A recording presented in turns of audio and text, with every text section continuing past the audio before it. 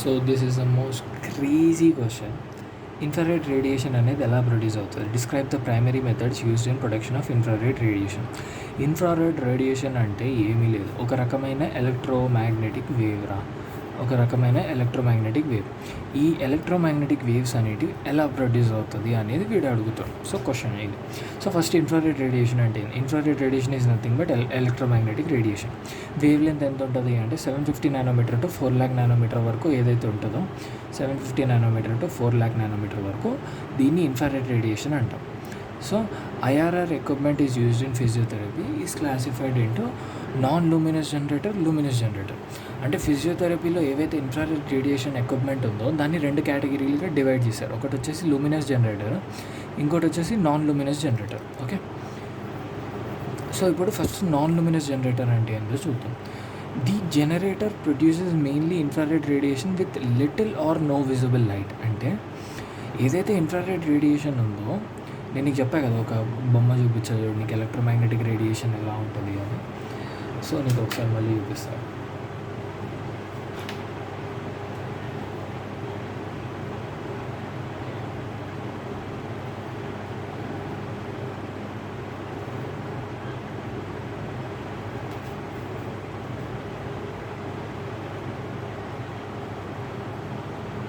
Ego let us say like this కనిపిస్తుంది, right? ఇగో ఇప్పుడు చూడు, ఇన్ఫ్రారెడ్ రేడియేషన్ ఉంది కదా ఇక్కడ, ఇక్కడ 10⁻⁻6 to 10⁻⁻4 అంటే ఇక్కడ 750. ఇగో ఈ రెండింటి మధ్యలో 100 నుంచి 100 నానోమీటర్ నుంచి 750 నానోమీటర్ వరకు విజిబుల్ లైట్ ఉంటుంది. అంటే ఏది మనకు కనిపించేది purple, blue, green, yellow, red, orange, ఇవన్నీ కలర్స్ మనకు కనిపించే కలర్స్. వీటి తర్వాత వచ్చే కలర్స్ ఇన్ఫ్రారెడ్ రేడియేషన్ అంటారు. సో నాన్ లూమినస్ అంటే ఏంటి అంటే కొంచెం కూడా ఈ లైట్ ఉండదు, అంటే మన కంటికి కనిపించే కలర్ అనేది కొంచెం కూడా ఉండదు అందులో. దాన్ని నాన్ లూమినస్ ఎక్విప్మెంట్ అంటారు. ఇగో వాట్ ఈజ్ నాన్ లూమినస్ అంటే that mainly infrared radiation that produces infrared radiation with no visible light. అంటే కంటికి కనిపించే లైట్ కొంచెం కూడా ఉండకూడదు. సో ఇది ఎలా ఉంటాయంటే ఇన్సులేటెడ్ కాయిల్ డిజైన్. ఇందులో డిజైన్స్ ఉన్నాయి, కొన్ని డిజైన్స్ ఉన్నాయి. అవి ఏమేమి ఉన్నాయంటే insulated coil design. Uh coil wire is wounded. Okay, uh coil wire is wounded around fire clay cylinder or Proclaim cylinder. The electric current is passed through the wire. Heat is generated. The heat conducted through porcelain or fire clay forms. The heat former emits infrared radiation. So సింపుల్గా చెప్పాలంటే ఒక fire clay cylinder ఉంటుంది రా, ఇది ఒక type of cylinder రా, ఒక material రా. ఈ మెటీరియల్ చుట్టూ ఒక వైర్ని చుడతారు ఇన్ ద సెన్స్ ఇట్లా కొంచెం గ్యాప్ ఉంటుంది, పెట్టి హీట్ చేస్తారు. అంటే ఇందులో నుంచి కరెంట్ పంపిస్తారు. ఈ కరెంట్ ఏం చేస్తుంది అంటే దీన్ని హీట్ చేస్తుంది రా, ఈ మెటీరియల్ని. ఈ మెటీరియల్ హీట్ అయ్యి లైక్ ఏదైనా వస్తువుని మనం వేడి చేసినప్పుడు దాని నుంచి లైట్ రావడం స్టార్ట్ అవుతుంది చూడు. లైక్ ఇప్పుడు స్పూన్ని ఎక్కువసేపు మంట మీద పెట్టామనుకో స్పూన్ ఎర్రగా అయిపోతుంది. నువ్వు లైట్స్ ఆఫ్ చేసి చూడు, ఆ రెడ్ లైట్ అనేది స్పూన్ నుంచి బయటికి వస్తూ ఉంటుంది, ఎమిట్ అవుతూ ఉంటుంది. అట్లా హీట్ అయ్యి ఇది ఎమిట్ చేయడం స్టార్ట్ చేస్తుంది. ఇది లైట్స్ని ఎమిట్ చేస్తుంది. ఏ లైట్ని? ఇన్ఫ్రారెడ్ రేడియేషన్ని ఎమిట్ చేస్తుంది. Okay, the heat former emits infrared radiation. Okay, next వచ్చేసి embedded or shielded coil design. అంటే ఇందులో ఏమవుతుందంటే wire coil is embedded inside the fire clay placed behind the fire clay plate. Additional features, fire clay is often painted black.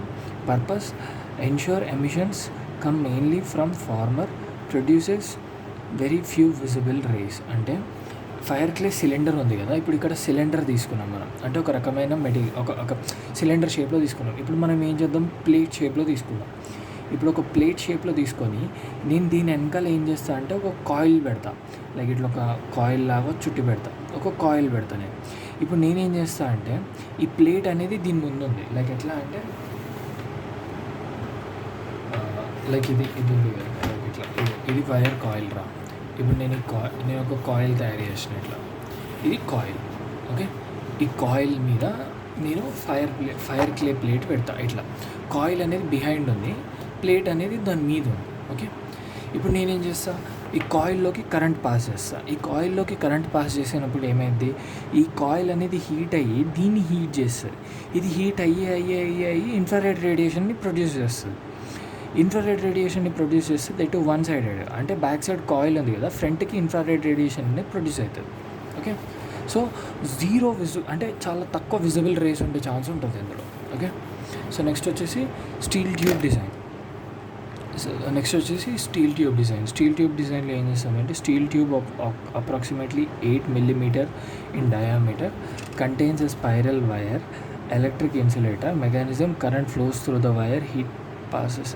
ఓ పని 2 చాలు, ఇది అవసరం లేదు, skip చేసారా, స్టీల్ ట్యూబ్ డిజైన్ని స్కిప్ చేసే డైరెక్ట్. ఇప్పుడు నెక్స్ట్ లూమినస్ జనరేటర్ దగ్గరికి వెళ్దాం. ఓకే వెయిట్, ఏదో ఒకటి చూద్దాం. Operating characteristics of non luminous generators చూద్దాం. ఇందులో ఏమేమంటే, ఫస్ట్ ఎక్స్పోజ్డ్ వైర్ ఎలిమెంట్ ఉంటుంది. అంటే వైర్ ఎలిమెంట్ అనేది ఎక్స్పోజ్ అయ్యి ఉంటుంది, బయటికే ఉంటుంది, కంటికి కనిపిస్తుంది wire element. And approximately 5 minutes పడుతుంది ఎంబీడెడ్ వైర్ హీట్ అవ్వడానికి. అండ్ వైర్ ట్యూబ్ ఎలిమెంట్కి అప్రాక్సిమేట్లీ 10 to 15 minutes పడుతుంది హీట్ అవ్వడానికి. మొత్తం హీట్ అయ్యి ప్రొడక్షన్ అనేది స్టార్ట్ అవ్వడానికి అప్రాక్సిమేట్లీ 10 to 15 minutes పడుతుంది టైం. ఓకే, నెక్స్ట్ వచ్చేసి లూమినస్ జనరేటర్స్ అంటే ఏంటి, used in inductance lamps, produces infrared radiation, very visible light కూడా ఉంటుంది, small amount of ultraviolet radiation కూడా ఉంటుంది. అంటే ఇందులో ఏమేమి ఉంటాయి, అల్ట్రావైలెట్ రేడియేషన్ ఉంటుంది, విజిబుల్ లైట్ ఉంటుంది, ఇన్ఫ్రారెడ్ రేడియేషన్ కూడా ఉంటుంది. ఈ 3 ఉంటాయి ఇందులో.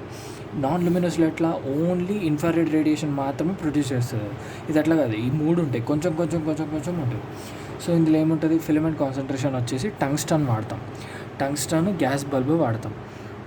Protection of filament to prevent oxidation, the bulb is either vacuumed or filled with inert gases. అంటే ఒక బల్బ్ లాగా అనుకోరా, ఒక బల్బ్ ఇమాజిన్ చేసుకో, లైక్ ఇట్లా గ్లాస్ ఉంటుంది, దీని లోపల టంగ్స్టన్ ఉంటుంది మొత్తం. దీని లోపల మొత్తం ఒక గ్యాస్ నింపుతారు, ఏ గ్యాస్, ఇనర్ట్ గ్యాసెస్ నింపుతారు. దీని లోపల మొత్తం ఇనర్ట్ గ్యాసెస్ నింపుతారు. ఎందుకు అంటే దీనికి గాలి తగిలిందనుకో కాలిపోతుంది ఈ వైర్ అనేది. ఓకే, సో అందుకు గ్లాస్ ఛాంబర్ ఉంటుంది, గ్లాస్ ఛాంబర్లో వ్యాక్యూమ్ ఉంటుంది, అండ్ ఇందులో ఇనర్ట్ గ్యాసెస్ అనేది నింపుతారు. నెక్స్ట్ వచ్చేసి radiation spectrum. When current is pass through the filament, అంటే ఇప్పుడు ఈ బల్బ్ ఉంది కదా, దీంట్లో ఈ ఫిలమెంట్ ఉంది, దీని చుట్టూ ఈ బల్బ్ ఉంది. ఇప్పుడు ఈ ఫిలమెంట్లో కరెంట్ పాస్ అయినప్పుడు, ఈ వైర్లో కరెంట్ పాస్ అయినప్పుడు ఇది ఏం చేస్తుంది, 350 nanometer to 4000 nanometer వరకు ఎలక్ట్రోమాగ్నెటిక్ రేడియేషన్స్ అనేది వదులుతుంది. ఆ ఎలక్ట్రోమాగ్నెటిక్ రేడియేషన్స్ ఏమేమన్నాయి, 350 nanometer to 4000 nanometer, around 1000 nanometer వరకు. అంటే 350 nanometer నుంచి 1000 nanometer వరకు అనుకుందాం. ఓకే, 1000 to 4000 nanometer వరకు అనుకుందాం. ఓకే, మన విజిబుల్ లైట్ ఎక్కడ ఉంది, 100 nanometer నుంచి 750 nanometer వరకు విజిబుల్ లైటే ఉంది. అంటే ఇందులో విజిబుల్ లైట్ కూడా ఉంది. మళ్ళీ 750 nanometer నుంచి 4 lakh nanometer వరకు మొత్తం ఇన్ఫ్రారెడ్ రేడియేషన్ ఉంది. అంటే ఇందులో ఇన్ఫ్రారెడ్ రేడియేషన్ కూడా ఉంది. అందుకే అన్నది ఏంది, లూమినస్ డివైజెస్ ఏం చేస్తాయి, infrared radiation, visible radiation, ultraviolet radiation, 3 radiations produce అవుతాయి. సో నెక్స్ట్ వచ్చేసి ఫిల్టరింగ్ ఉంటుంది. ఫిల్టరింగ్ ఏముంటుంది, front glasses of and red, filters out short visible rays, small amount of ultraviolet radiation. అంటే ఏం చేస్తారంటే, ఈ గ్లాస్ ఉంది కదా, ఈ గ్లాస్ మొత్తాన్ని రెడ్ కలర్లో పెయింట్ చేస్తారు. సో దీనివల్ల ఏమవుతుందంటే, దీంట్లో నుంచి వచ్చే ఈ visible radiation, ultraviolet radiation, infrared radiation ఉంది. ఈ గ్లాస్ మీద రెడ్ కలర్ వేయడం వల్ల విజిబుల్ లైట్, అల్ట్రావైలెట్ రేడియేషన్ ఆగిపోతుంది, ఇన్ఫ్రారెడ్ రేడియేషన్ ఒక్కటి బయటికి వస్తుంది. అది short visible rays, small amount of ultraviolet రేడియేషన్ని ఫిల్టర్ అవుట్ అయిపోతుంది. Allows only infrared radiation.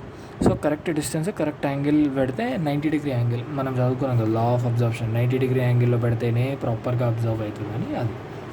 Okay, next వచ్చేసి సేఫ్టీ గార్డ్.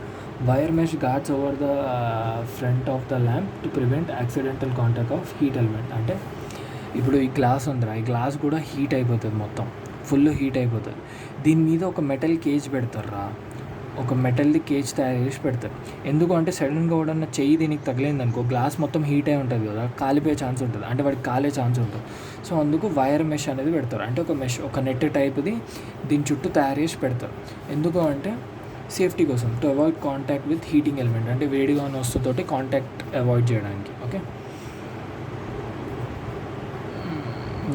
యాక్చువల్లీ ఇది మనం మిస్ చేసాం అనుకుంటా. General construction and safety measures. Heating element is placed in the focal point. Parabolic reflectors, spherical reflectors function collect rays travelling through unwanted directions, redirect them towards the patient. అంటే ఏం లేదా, ఇప్పుడు ఈ bulb ఉంది కదా, నేనేం చేస్తా, ఈ బల్బ్ని ఒక రిఫ్లెక్టర్లో పెడతా. రిఫ్లెక్టర్ అంటే ఏంది నీకు చెప్పా కదా, లైక్ ఇట్లా ఒక రిఫ్లెక్టర్ ఉంటుంది, ఇక్కడ బల్బ్ పెడతా. ఇక్కడ బల్బ్ పెడితే ఏమవుతుంది, ఇది ఇట్లా అన్ని డైరెక్షన్స్లో వదిలితాయి కదా రేస్. బల్బ్ అన్ని డైరెక్షన్స్లో లైట్ ఎమిట్ చేస్తుంది. ఇదేం చేస్తుంది అంటే ఈ డైరెక్షన్లో వచ్చిన లైట్ని ఇటు దిక్కు పంపించేస్తుంది, ఈ డైరెక్షన్లో వచ్చిన లైట్ని ఇటు దిక్కు పంపించేస్తుంది. అట్లా ప్రతి లైట్ పేషెంట్ దిక్కు రీడైరెక్ట్ అవుతుంది. ఓకే, అదే పారాబోలిక్ రిఫ్లెక్టర్, స్పెరికల్ రిఫ్లెక్టర్స్ వాడతారు. అట్లా ఏమవుతుంది, అన్ని రేస్ని కలెక్ట్ చేసి అన్వాంటెడ్ డైరెక్షన్స్లో పోతున్న రేస్ అన్నిటిని పేషెంట్ దిక్కు రీడైరెక్ట్ చేస్తుంది. ఓకే, నెక్స్ట్ వచ్చేసి mounting and adjustability. Mounted on a stand, counter balance weight is adjusted. అంటే ఏం లేదురా, ఒక స్టాండ్ మీద పెడతారు. ఎప్పుడు ఒక స్టాండ్ ఉంటుంది, ఆ స్టాండ్ మీద పెడతారు. ఇప్పుడు ఒకవేళ స్టాండ్ని పేషెంట్కి ఇట్లా బెండ్ చేసి పెట్టామనుకో, ఇటు దిక్కు వెయిట్ ఎక్కువ పడ్డది కాబట్టి ఇటు దిక్కు నువ్వు వెయిట్ పెట్టాలి, ఎందుకంటే ఇది ముందుకు పడిపోకుండా ఇది ఆపుతుంది. కౌంటర్ బ్యాలెన్స్ అంటారు.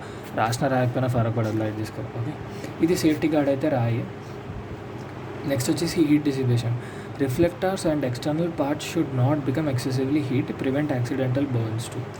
అంటే సింపుల్గా చెప్పాలంటే ఎక్కువ వేడి అవ్వకుండా ఆపాలి.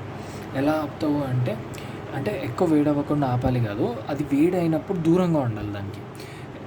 అంటే ఎలా అంటే స్టాండ్ మీద పెట్టాలి, స్టాండ్ దూరంగా పెట్టాలి.